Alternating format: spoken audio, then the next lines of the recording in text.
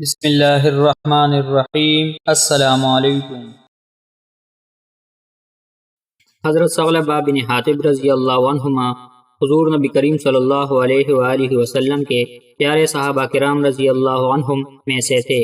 ایک مرتبہ کا ذکر ہے کہ حضرت ثعلبہ رضی اللہ عنہ حضور سرور کائنات صلی اللہ علیہ وآلہ وسلم کی خدمت اقدس میں حاضر ہوئے اور عرض کیا، یا رسول اللہ صلی اللہ علیہ وآلہ وسلم، آپ میرے لیے دعا فرمائے کہ اللہ تعالیٰ مجھے مال عطا فرمائے۔ حضور صلی اللہ علیہ وآلہ وسلم نے فرمایا، اے ثعلبہ، توڑا مال جس کا تو شکر ادا کرتا ہے اس زیادہ مال سے اچھا ہے جس کا تو شکر ادا نہیں کر سکتا۔ ثعلبہ رضی اللہ عنہ کہنے لگے، یا رسول اللہ صلی اللہ علیہ وآلہ وسلم، آپ ضرور میرے لیے اللہ تعالیٰ سے مال کی دعا فرمائے۔ آپ صلی اللہ علیہ وآلہ وسلم نے فرمایا، اے ثعلبہ، کیا تیرے پیش نظر میری زندگی نہیں ہے؟ کیا تو اس بات پر خوش نہیں ہے کہ تیری زندگی نبی صلی اللہ علیہ وآلہ وسلم کی زندگی جیسی ہو؟ اللہ کی قسم، اگر میں چاہوں کہ میرے ساتھ سونے اور چاندی کے پہاڑ چلے تو اللہ تعالیٰ میرے لیے ایسا کر دے۔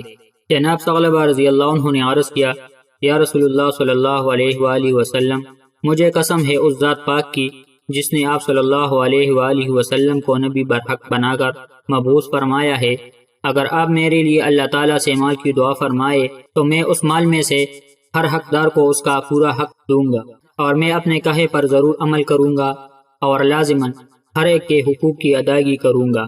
چنانچہ ثعلبہ رضی اللہ عنہ کے بضد ہونے پر حضور نبی کریم صلی اللہ علیہ وآلہ وسلم نے دعا فرمائی کہ یا اللہ، ثعلبہ رضی اللہ عنہ کو مال عطا فرما۔ زبان ترجمان حق سے نکلے ہوئے دعائیہ الفاظ اللہ تعالیٰ کی بارگاہ اقدس میں فوراً قبول ہوئے۔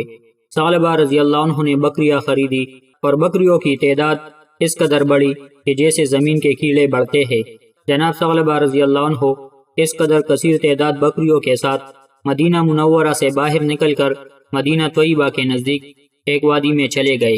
حضرت ثعلبہ رضی اللہ عنہ جو کہ ہر نماز باجماعت پڑھا کرتے تھے، اپنے مال و دولت میں اس قدر مشغول ہوئے کہ 3 نمازیں چھوڑ کر صرف 2 نمازیں ظہر اور عصر جماعت کے ساتھ پڑھنے لگے۔ بکریوں کی تعداد میں جب اور اضافہ ہو گیا تو یہ جگہ بھی تنگ ہو گئی، چنانچہ حضرت ثعلبہ رضی اللہ عنہ وہاں سے مزید کچھ اور آگے کی طرف چلے گئے، یہاں تک کہ وہ صرف نماز جمعہ میں ہی شریک ہوتے۔ بکریوں کی تعداد برابر بڑھتی جا رہی تھی اور جناب ثعلبہ رضی اللہ عنہ ان میں اس قدر مشغول ہوئے کہ مصروفیت کی وجہ سے جمعہ کی جماعت بھی جاتی رہی، اور وہ جمعہ کے روز مدینہ منورہ سے آنے والے سواروں سے مدینہ منورہ کے حالات دریافت کر لیتے۔ ایک دن حضور نبی کریم صلی اللہ علیہ وآلہ وسلم نے دریافت فرمایا کہ ثعلبہ بن حاطب کا کیا حال ہے؟ لوگوں نے عرض کیا، یا رسول اللہ صلی اللہ علیہ وآلہ وسلم، ثعلبہ کی بکریاں اس قدر تیزی سے بڑھی کہ ان کے لیے مدینہ طیبہ میں رہنا دشوار ہو گیا۔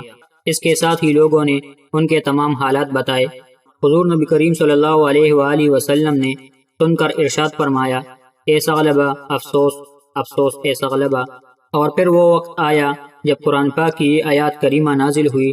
ترجمہ: ان کے مال سے صدقہ لیجئے، ان کو ظاہر اور باطن سے پاک کیجئے، ان کے صدقات اور ان کے لیے دعا کیجئے، بے شک آپ کی دعا ان کے لیے تسکین ہے۔ حضور نبی کریم صلی اللہ علیہ وآلہ وسلم نے اللہ تعالیٰ کے اس حکم کی تعمیل فرمائی اور بنو سلیم اور جہینہ کے 2 افراد کو مسلمانوں سے صدقات کی وصولی کے لیے مقرر فرمایا۔ آپ صلی اللہ علیہ وآلہ وسلم نے ان دونوں کو صدقات کے احکامات اور صدقات کی وصولی کی اجازت لکھ کر مرحمت فرمائی اور روانہ کرتے ہوئے فرمایا کہ جاؤ اور مسلمانوں سے صدقات کی وصولی کر کے لانا۔ حضور سرور کائنات صلی اللہ علیہ وآلہ وسلم کے مقرر کردہ دونوں افراد سب سے پہلے ثعلبہ رضی اللہ عنہ کے پاس آئے اور حضور نبی کریم صلی اللہ علیہ وآلہ وسلم کا فرمان سنایا تاکہ ثعلبہ بکریوں کی زکوٰۃ ان کے حوالے کرے۔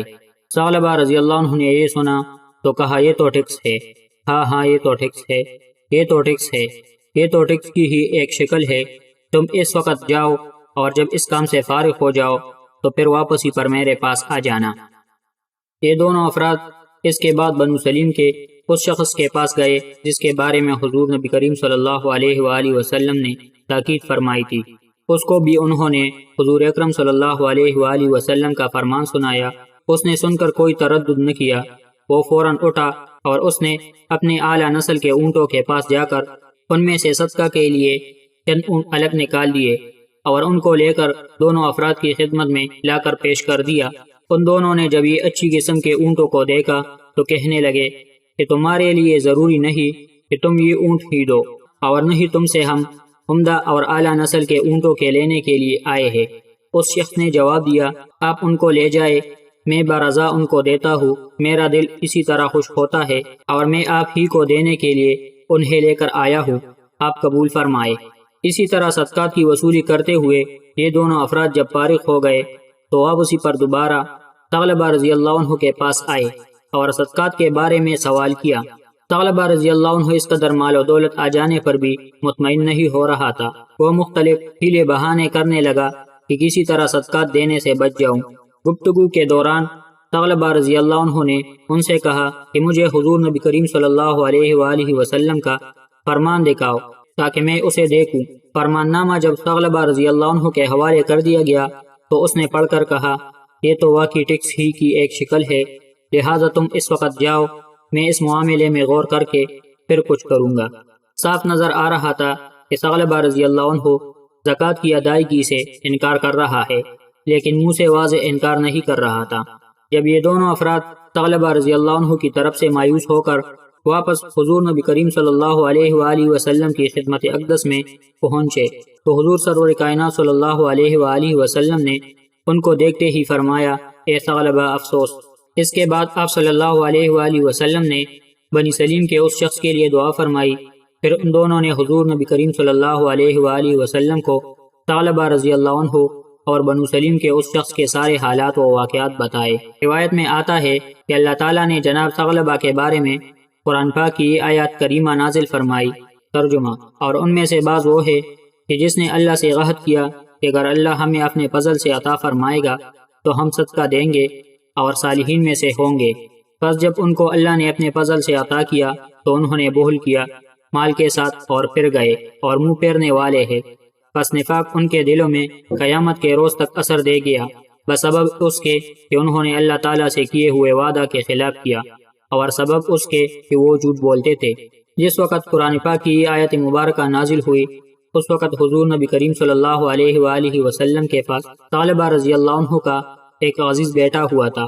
اس نے جب ثعلبہ رضی اللہ عنہ کے بارے میں نازل ہونے والی آیت کریمہ کو سنا تو اسی وقت مجلس نبوی صلی اللہ علیہ وآلہ وسلم سے اٹھ کر سیدھا ثعلبہ رضی اللہ عنہ کے پاس گیا اور اس سے کہا، اے ثعلبہ، تیری ماں مرے تمہارے بارے میں اللہ تعالیٰ نے آیات نازل کی ہے۔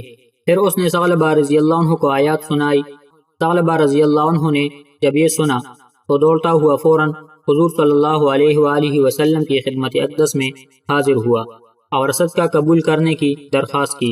حضور اکرم صلی اللہ علیہ وآلہ وسلم نے فرمایا، اے ثعلبہ، اللہ تعالیٰ نے مجھے تمہارا صدقہ قبول کرنے سے منع کر دیا ہے۔ ثعلبہ رضی اللہ عنہ یہ سن کر رونے لگا اور بڑی آہذاری کی۔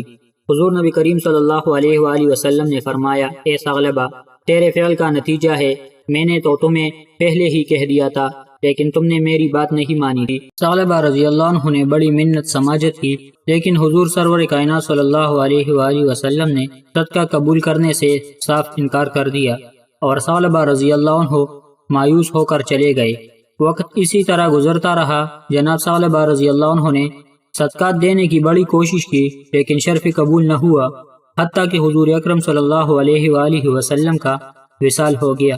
پھر جب حضرت ابوبکر صدیق رضی اللہ عنہ خلیفہ ہوئے تو ثعلبہ رضی اللہ عنہ اپنے صدقات لے کر حضرت ابوبکر صدیق رضی اللہ عنہ کی خدمت میں حاضر ہوئے لیکن انہوں نے بھی وصول کرنے سے انکار کر دیا۔ وقت کا دائرہ یوں ہی بڑھتا رہا اور پھر حضرت عمر فاروق رضی اللہ عنہ کا دور خلافت آ گیا۔ ثعلبہ رضی اللہ عنہ حضرت عمر فاروق رضی اللہ عنہ کے پاس حاضر ہوئے لیکن انہوں نے بھی ان کے صدقات لینے سے انکار کر دیا۔ دور فاروقی رضی اللہ عنہ بھی گزر گیا، یہاں تک کہ حضرت عثمان غنی رضی اللہ عنہ خلیفہ منتخب ہو گئے۔ اس دور میں بھی ثعلبہ کے صدقات وصول نہ کیے گئے اور پھر اسی دور میں ثعلبہ انتقال کر گئے۔